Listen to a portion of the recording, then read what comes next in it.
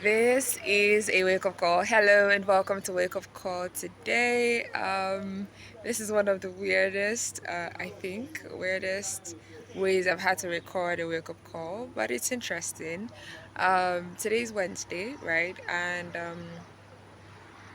I wanted to last week I spoke about for freelancers, I spoke about oral communication, and today I'm talking about written communication and how that can be.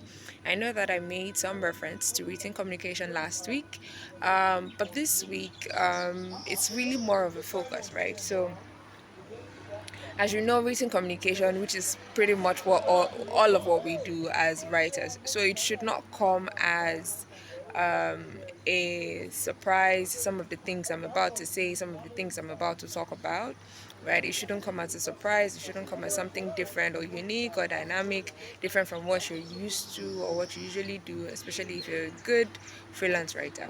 Okay, so written communication is more permanent, right? It's more it's more written in stone.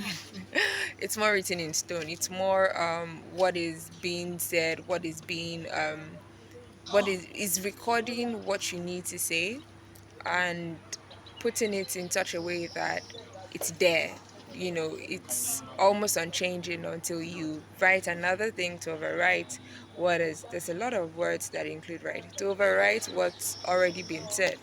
Okay, so um, and I wanted to focus on written communication to clients. So client communication written.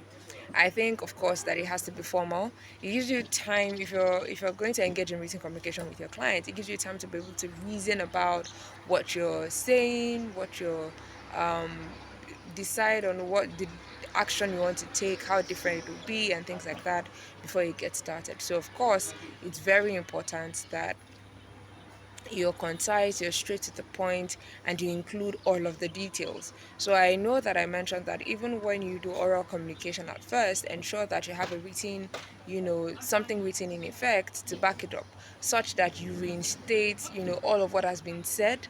During the conversation, you just talk about it again and make sure that you have all of the details captured in the written text, email, which is basically how you communicate with your client.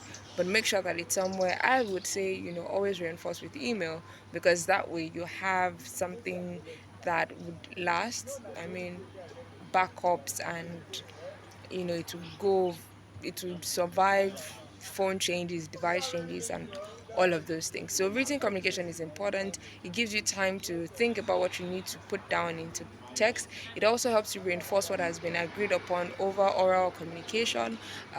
But always make sure that you put in all of the details. Make sure you're formal, make sure you're speaking straight to the point, make sure you're clear. As much as you can, repeat the words. You'd see that if you ever come across any of my templates for contract agreements and things like that, reinforce, reinforce, reinforce as much as you can. I hope this helps you. I hope this has been, good for you. I hope you be well. I hope you do well. Take some rest, do the needful, put in the work, and have a great week. Toodles.